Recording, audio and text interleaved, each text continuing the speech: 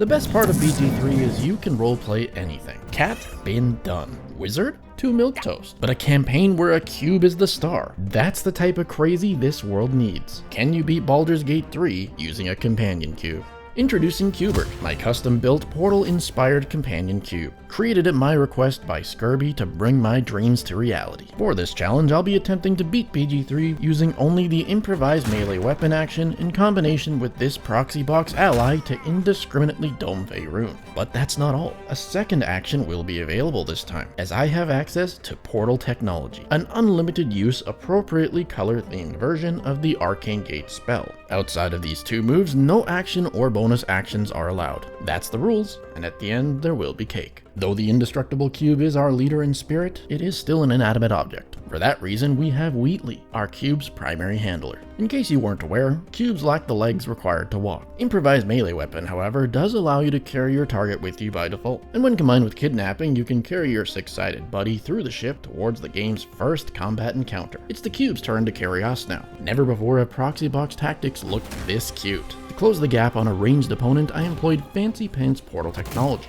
As our leader, Cubert chose to free Shadowheart. Then together we enter the helm of the ship. Shadowheart apparently lacks the strength necessary to lift an 80-pound block over her head, and turns out touching a flaming cube is a surefire way to get burned. To avoid the embarrassment of game overing in the tutorial level, there was no choice but to rush our companion through portals to reach the transponder. It did the job. Tanked the dragon like a boss, fell from the nautiloid to safety. And we begin Act 1 on the beach as always. For once, bypassing the initial intellect devourers is a no-brainer. Cubert created Calamari, and one weak man joined our ranks. BG3 has a party limit of 4, a rule we will follow. 3 people, 1 cube. Despite clearly looking stronger than I, neither of these individuals can lift 80 pounds, so victory over goblins rests entirely on the backs of Zevlor and the humans. Plan to just portal up to the high ground to heroically AFK it, though Zevlor seized the moment to pull a will. Noticing his competency, all efforts then switched to helping Zevlor traverse the battlefield, allowing him to dumpster these clowns before instantly appearing on the high ground and shattering all immersion. In the grove, we fed Cubert some gruel, took a power nap, impressed the locals, probably, and carried on down the road into the goblin camp. The mere act of crossing this bridge magically frees Withers, meaning Will can become the most daring D&D class of all time, the Human Fighter. Now that we have a party who can utilize our friend, it's time for trial by combat. Being a shared tool, we must always remain grouped around the cube to keep pumping attacks. It deals 2d4 base damage, which seems good,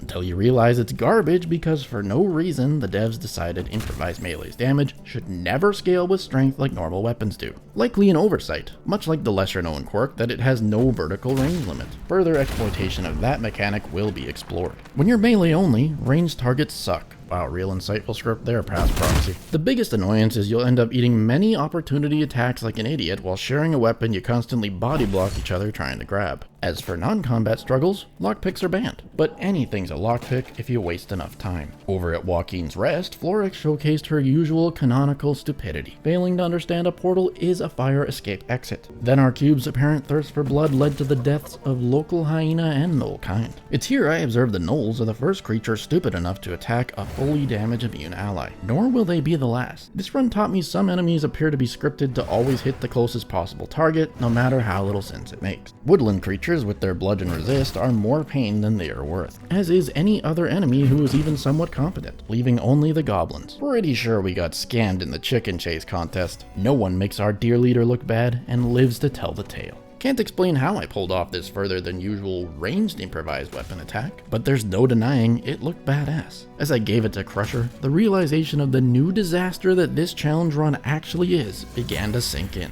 Portal tech is OP in many ways, but making portals costs 1/3 of our team's total actions, and frustratingly, I learned enemies will shove the cube into a pit when they see the chance. Resummoning it is another costly action. Over the course of 22 minutes, I kited these cube haters all over the place, managing to secure just 2 kills in that time before needing to flee to avoid a game over. Then when Shadowheart got arrested, it was a blessing in disguise, as after escaping captivity, she could unlock the secret burrow side door for some easier goblin encounters. 4v1 are the type of odds we need. While normally I'm the one using doors to cheese, a goblin reverse uno'd me, as when standing in a doorway one is incapable of being targeted by cube. It's been difficult, but thanks to the many brain-dead easy outnumber your enemy encounters, eventually level 4 is achieved, unlocking a massive power spike, the Tavern Brawler feat. Let's read what it does. When using an improvised melee weapon, your strength modifier is added to the damage and attack rolls. I know it was subtle, but I emphasize damage because in classic Larian fashion, the tooltip is a lie. Tavern Brawler does not add any damage to improvised melee weapons, nor does strength. Thinking maybe it was my modded cube, I tried other household items. But no, it's just bugged, and probably no one ever noticed. Because does anyone actually use this? In a top 3 bullshit of all time scenario, a toppled statue did not hurt the goblin directly in its path, yet somehow dealt 12 to Will, who is clearly outside of danger. Partially my fault for not thinking more with portals, as with clever placement you can pull off some sick guerrilla tactics to crush your enemy's guts. One goblin appeared so intimidated by our team, it chose to jump into the spider pit, rather than face death by furniture. Inspired by its decision making, Thara 2 was led there, triggering a 29-round slobber knocker where the heart always wins. Arcane Gate really shouldn't be locked behind a 6th level spell slot for how fun it is. Halsin carried his own jailbreak, then our cube. A bond was formed between them, and together we played Draw Ragslin like a fiddle. Bro walked right into position for our cube to drag him down to hell like Kirby in Smash Bros. In many ways, the Goblin Camp felt like a much needed tutorial in how to Portal combat. Tieflings celebrate their heart-marked hero. The cult of the cube is forming. With their lives temporarily saved, it's off to the Underdark to attempt solving our damage problems. Bibberbangs have Balin cornered, and using the only power we've got, he's been rescued from his plight. Returning to his wife rewards the Gloves of Uninhibited Kashigo. This item adds a 1d4 bonus to improvised melee weapons. To test it out, I cubed Will in his face. Oddly, it did the damage twice. Being confused, science got done. Turns out, the Ring of Flinging is the culprit. This item doesn't say it buffs improvised melee weapon, yet it secretly does while at the same time lying to you about it in the combat log. As I did not expect that, it was the main factor in deciding never again will I trust these developers' lies. I'll do my own science, thank you. As our damage will forever be terrible, combat is largely reliant on boxing one guy to death, escaping through a portal, and coming back for more. A single frog turned out to be our kryptonite, as apparently this melee action is considered a reflected projectile. Mostly out of desperation, the druids were next on the chopping block. Things got weird with a pig, and we entered the mountain pass still level 4 to challenge the kobolds, an enemy much closer to the power of our party. Still took 3 separate attempts of fleeing, but eventually we ended these kobolds to reach level 5. The biggest jump in power we will ever see, as now we can attack twice per turn. This new tool allowed us to be victorious in combat without having to flee for the first time in hours, but just barely. The initial Crush guards refused entry to our suspicious group, so Will ran a distraction. Turns out once one person is in combat for trespassing, everyone else is allowed to walk on by freely. Did some shopping for a crit fish stat stick, then turned on the residents using the tried and true Zerg, die, retreat like a wuss technique. Volo, being a secret millionaire, kindly bought up all of our worthless crap to fund Wither's ever-growing medical bills. The Gith acted much more casual than one would expect after seeing the murderer return who fled after killing their friends. But considering we're led by a hexahedron, who are we to judge their culture? Countless deaths occurred whilst clearing out the crush, and I gave up before the boss knowing my own limits. Back in the Underdark, I let one enemy at a time enter this portal up to the cliff, handling Gek and his bros before leaving zombies to rot on a cliff. Breaking down doors is a time sink, as is destroying these now defunct turrets. But 40 XP is 40 XP. It was this action which made me question everything. 19 hours played for just level 5 is a new PR. Not a good one. It's time to go to the Aperture Science Labs to find out if anything can improve improvised melee weapons. The spell-based classes I wrote off right away. Paladin Smites are a no. Sneak Attack? Also no. Monk stuff too doesn't appear to work. But then I got to Ranger. Swarmkeeper Ranger to be specific. These subclass reactions are the only ones I could find of any class in the game which trigger when improvised meleeing, adding a massive 1d6 per turn without giving up most of the fighter benefits. There's just one problem. It is annoying. For some reason, the game pops up 3 reactions every single time like a virus-ridden Windows XP computer, and you have to click the right one or it's wasted, turning an already difficult playstyle into the most frustrating BG3 experience one could ask for. But I am desperate for damage like a Valve fan is to the number 3. This build is an abomination, but it's staying. Level 1s are no longer a threat. Will is having a valid crash out in response to our new pop-up playstyle. And it would be Anti-Ethel, who is the first boss our party is capable of defeating. Shortly thereafter, the Owlbear mate helped us ding level 6, unlocking the War Domain Cleric's 3 extra attacks per long rest, which automatically work with improvised melee. Was hoping it would be enough to carry us through the boat encounter and reach Grimforge, however, that is a pipe dream. They demolish barrel wall strats too. That is an impossible puzzle. leaving the mountain pass undead as the better option. Headed them to a ledge and portal abused them for 35 turns, because skellies can't jump and bludgeon resist is a stupid, no fun, overused mechanic. Walmart Gandalf was not at all impressed by our cube's aesthetics, so leaving him behind we carry our companion into the Shadow-Cursed lands. Immediately began Act 2 by bashing in this goblin's brain. Totally metagame the Drider Caravan's future allies in our usual way. Took a break to poo.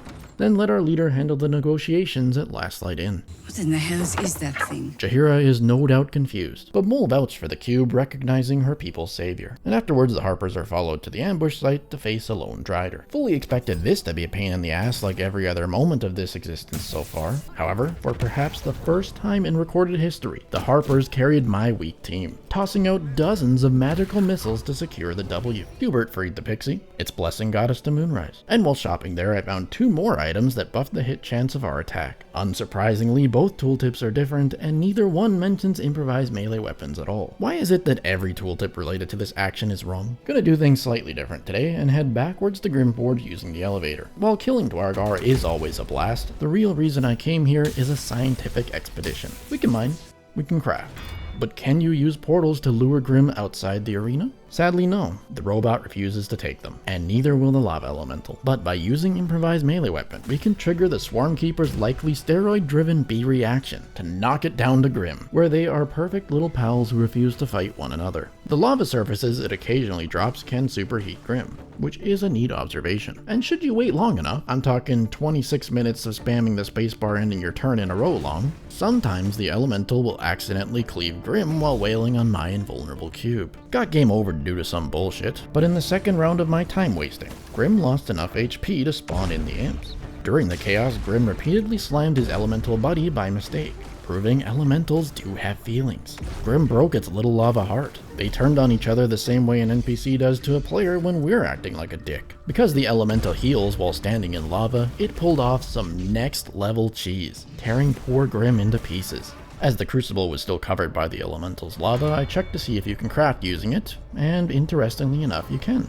What a strange and unusual experience all that was. We leave this test subject in its newfound habitat, returning to the Shadow-Cursed lands. Daddy himself helped me reach level 7, an event I'll make sure never happens again. This time we multiclass into Great Old One Warlocks, or Goo as the kids like to call it. Their class passive makes crits frighten nearby enemies, and also on non-crits sometimes in an interaction unique to improvised melee weapon. This spreads the debuff, yet doesn't explain how in the combat log. Took Surgeon Malice up the lift to his little waiting room, where strangely he stops fighting, which is probably the only reason this was a winnable encounter, as his bludgeon resistance makes him take 2 to 3 damage at most. Defending an allied portal ain't skippable in this story, so thankfully when there's a barrel, there's a way. Probably should say 100 barrels. Stacked so much crap in front of this portal that nobody is gonna touch it. I'd say this was a triumph, but it was a tad too easy. To further help Halsin, I played hide and seek in the cemetery with a million little shadow fucks. A bit excessive how many there are when your DPS is this bad. On the bright side, they all violently explode twice once 39 have been slain.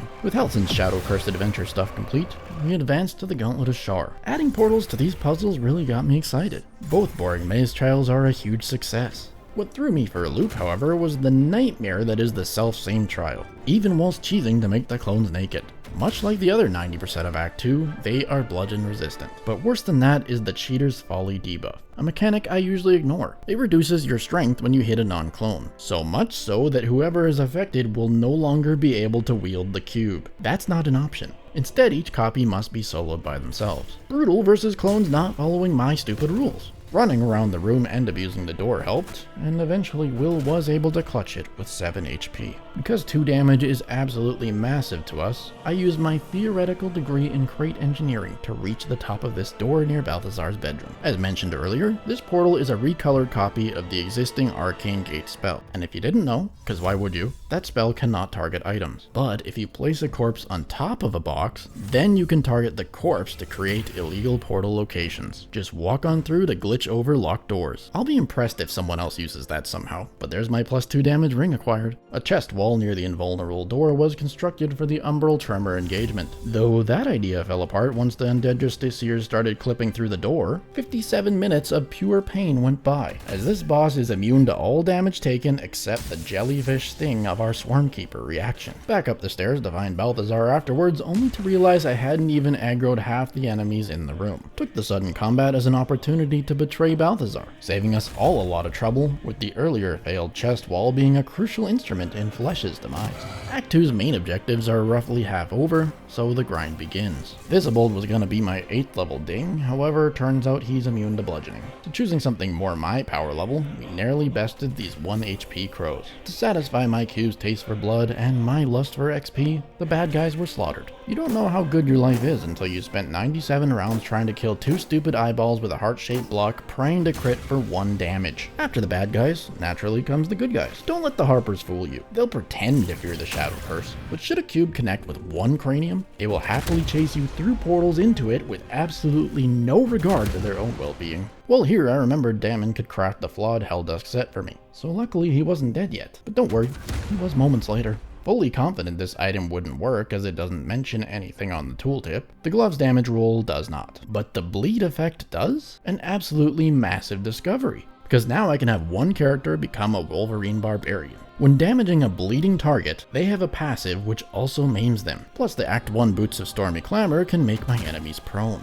These 2 conditions when stacked at once will cause an enemy to skip their full turn in an OP stun lock combo. Maybe this idea ain't so bad. After what felt like an eternity, a Shadow-Cursed Hound got us to level 9. The Cloaker joined the list of impossible targets for us to kill, though it did impress me when it opened the door without having hands. Fully expected Yerger to be unbeatable too, but the main Stunlock Barb combo kept him from doing anything for 9 rounds in a row, making him the easiest boss of Act 2. Went back to grind some additional XP I'd missed, then gathered up the Morning Lord Radiance buff, which doesn't actually do anything, the Dream Visitor's Blessing, the Blood of Lathander, the Sharon's Blessing, and Isabel's too, before heading on down to place our gems and enter the Shadowfell. Blue and orange got us to our destination, where it's time for the cube to make a decision. Will it spear the Night Song? I mean, of course it will, the help action's banned, what do you expect? And now, after what felt like months of prep work, Ketheric stands alone, awaiting us on his tower top. I did have high hopes, but Ketheric is pretty much the end of any normal gameplay. There is no realistic world where you are going to beat this man using Improvised Melee Cube. The only plan I could come up with was kiting him off this rooftop, all around the now extinct Shadow-Cursed lands, dealing pitiful damage and probably dying for hours on end. However, portals off of his rooftop are so far away that you exit combat if taken, meaning he won't follow. To prevent combat from dropping, a close proximity box tower was constructed. I led the way for Ketheric to follow through, and things are looking grand. What likely none of you watching knew is doing this instantly ends the encounter and you win. I was beyond confused. Checking the replay, the man didn't lose any HP, nor did anything particularly noteworthy happen. So what the hell is this? I messaged resident BG3 detective SlimX to find out, and he already knew the answer, replying with this developer note. Handle freak edge case of him falling off roof. A failsafe put in by Larian to automatically end the encounter should Ketheric somehow leave his rooftop. Meaning this is not a bug, but an intended mechanic. Thank you to SlimX for the open shut case. I recommend you all check out his channel if you enjoy well-explained Baldur's Gate 3 mechanics. Now, continuing into the colony past the flesh door, we have a problem. Ketheric is still Ketheric. We may have accidentally bullshitted our way out of phase 1, but now he's down here, still full health, in an even more restrictive arena. When 2/3 of your team is dealing 0 to the guy and the only one hitting for more than 0 is doing like 4, a straight up victory will never work. It's time to initiate proxy box tactics. Gonna be honest, I had no plan here. Just construct a tower, see what happens. Discovered that once you get too high up, portals will no longer reach the ground, so any strategy using that is gone. But the dead body to start the portal on items technique is a great tool to port between boxes. My hope was that possibly if I'm standing directly over top of Ketheric, a cube would crush him like you can do with shoes, though no luck was being had in my trials. Portal looping between boxes brings the cube back up to my tower top, allowing for repeated attempts. Suddenly, and I don't know why, Shadowheart teleported into combat below, opening up the ability for us to now see Ketheric from up here.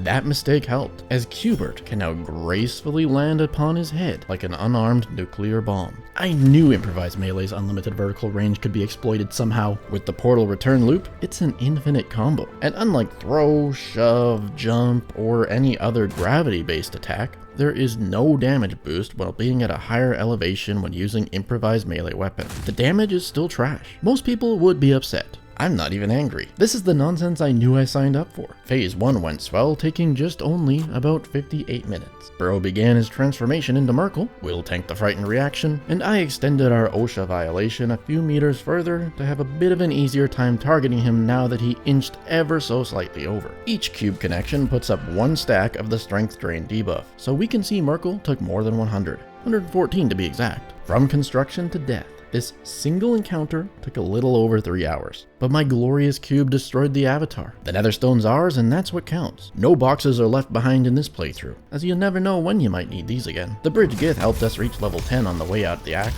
and it was off to the Sleepy Gith intermission. Our fearless leader led our team into the Astral Prism, where nothing particularly noteworthy happened. It was about time nobody had bludgeoning resistance or other stupid immunities. All the hard work into handcrafting this build is paying off. We begin Act 3 with the not-so-challenging goal of entering the city. Purchased Horns of the Berserker for its +2 damage. Attended the coronation of Gortash as per Cubert's demands. And then jumped right into the murder mystery questline. It was Wheatley in the kitchen with a cube who killed the cook. Did a quick murder spree in the Devil's Fee, where our friend was turned to gold. Didn't Rimworld already do this? That was mainly done so we could infiltrate the Hells and take a bath. Followed by Indiana Jonesing the Amulet of Greater Health. Without any suspicion, our escape is made. Dolar the Invisible was slain after being revealed by a barrel, and Cubert alone would hover like it so loves to do in cutscenes before the murder tribunal, opting to slay the elemental sacrifice and become the first 6-sided unholy assassin. Blood Ascension was not designed for such stupidity. Main reason that decision was made is for this ghost vendor and one insane item, the Crater Flesh Gloves. These gloves on a critical hit will add damage riders, unlike 99% of items on honor mode. And in the bathhouse test chamber, I discovered it works with the Ring of Flinging to double that damage entirely on hit. It's too bad there's no way to get a second copy of such an item, wink wink. On that note, let's give all our best in slot gear to Halsin, who's been chilling at camp doing nothing, and then head on down through the sewers. Right as you reach this area, you can play with the artifact or cast Silence to dodge the conversation with Halsin, aka Orin in disguise. That simple dialogue skip process has just duplicated every item Halsin is wearing. The only caveat is Orin has it all and still needs to be killed in her temple. Thank you Deck223 for sharing your console viable gear dupe exploit with me and the world. As we enter Manslaughter Chasm, I figured I'd try to portal around the sides to avoid the ghost. And this is when I learned I'm an idiot. For the last 10 or so videos, I've always said this is a time trial where you need to kill the ghost quickly to win or you die. That is completely wrong. And turns out if you outrange it once by standing behind these little red foggy areas, there are no consequences, and the fight becomes a complete joke, giving you unlimited time to clear these easy-ass murderers for solid XP. I love that I still learn new things in this game, but also I'm disappointed. I thought this was the internet. Back in my day, when a guy was wrong on the internet, 10 experts showed up to call him an idiot, then correct him. Where are the experts? Are any of you even real?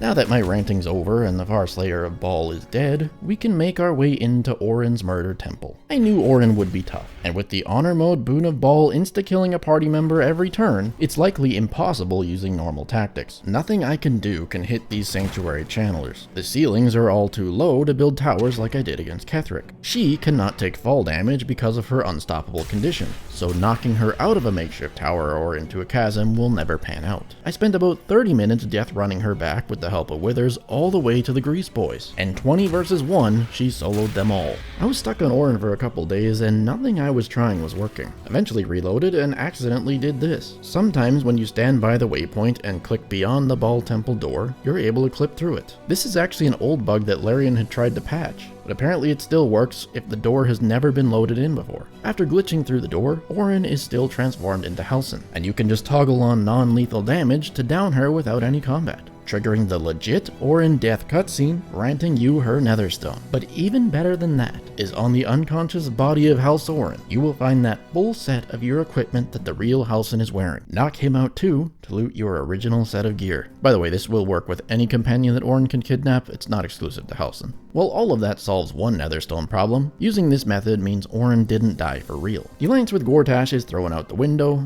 and essentially I've traded one boss for another. Though because Gortash doesn't have an unfair higher one-shot kill mechanic, it's a very favorable trade offer. The other handy bit of all this is out here there is a lot more space for potential construction projects. This little expansion to his castle patio offers a very handy escape route for popping in and out to pick off his steel watchers. Once they've all gone boom, it's time for Gortash. By complete accident, I discovered if you move this book, Gortash will declare war on you without turning his keep into a red map region. Don't know why, but it is a crucial discovery, as now I can kite them, kill individuals after they pull questionable moves like this, and flee afterwards. Nothing impressive, but it is effective. What felt like days later, when Gortash was isolated, the final test commenced. Will he join me on this flimsy death trap? Took a lot of patience, but eventually the handsome young man did go through my portal into the danger zone. All that's left now is waiting for the right moment. Not yet. Almost. Now, with cube in hand, Will lined up his shot and critically missed a 99% chance with advantage. His next attempt with the fourth crit did connect, landing a home run. There's only one way down from here. And as we get back up after a short rest, our leader could not wait to teabag the tyrant. That final netherstone is claimed. Local rats paid their respects. Will is voluntold to carry the entire 4,000-pound sword in our camp chest, and the rhythmic slap of paddles on the murky waters played out. During this braincat battle, Will was behaving strangely, and that's when I realized having this many items in his inventory is lagging the game every time I try to select improvised melee weapon. This is starting to get ridiculous. How can one action have this many downsides? We hit level 12 here to complete our 11 fighter, 1 war cleric builds. Cubert being trusted with the netherstones was certainly questionable, but the Emperor bailed us out. Many friends came to give thanks to Cubert, including Helson, who I never actually did save. Then through the upper city sewers we go. Death from this point forward is permanent, I think. Thus not an option. As much as I hate the gauntlet, when using portals it's not much of an obstacle. After 3 turns of popping in and out, we've arrived at the final boss. A title it fully deserves. I spent hours trying to get through phase 1 of this fight using this rule set. Even with all that sweaty min-maxing I was doing, there is nothing going for us. All no-one exploits require things that are banned. And I am pretty confident when I say it's impossible. Hide your cube, hide your wives. They're stunning everybody out here. No amount of barrels and chests could block the stuns of these mind flayers. Although I'd not wanted to use invisibility, I accepted by using a cube to break it open. It's not exactly against the rules. Invisibility potions got us inside, and annoyingly once in there, you can't even place portals anywhere, as the platforms are labeled as items. By dumb luck, that one braincat corpse I'd been dragging around the whole game was still with me. Exploiting its corpse, we were able to port to the brain, and as a triple screw you, the brain is pretty much impossible to target using improvised melee weapons. You can sometimes find the right pixel to do it, but doing so deletes your companion cube as it falls into the chasm. Naturally, as I so often do when confused, a crate tower to the heavens mid-combat was constructed, though even this was unable to break any combat triggers. At 106 hours played, this is by far a record for the longest time spent in any challenge run, and it appears for the first time ever, I am unable to complete the game. Did you really believe that? Through a lot of reloading and random crap trial and error, I managed to find one location where you can hit the brain and the cube lands on a pixel platform and doesn't die. Then, by action surging and snorting Terrazul, neither of which costs an action by the way, I can get enough action points to get into position with each character, smack the brain 8 times, and then retreat to the sacrificial platforms. In the first damage round, we pumped it for 330 damage using our 23 attacks, and returned on the next round to just barely finish it off before running out of Terrazul. You cannot beat Baldur's Gate 3 using improvised melee weapon alone, but with consumable and portal help, we did do it using only a companion cube as our weapon. In a shocking twist, no one saw coming, the Emperor was killed by our inanimate object. The citizens of Baldur's Gate fell victim to cube fascination, and in bliss, they built sculptures of their new leader. Without a doubt, the most challenging run I have ever completed. If you enjoyed this video, consider leaving a like to help out the channel. Thank you so much for checking out this video, and I want to give special thanks to my channel members for their additional support. And if you've made it this far, the cake was not a lie. Until next time, Proxy out.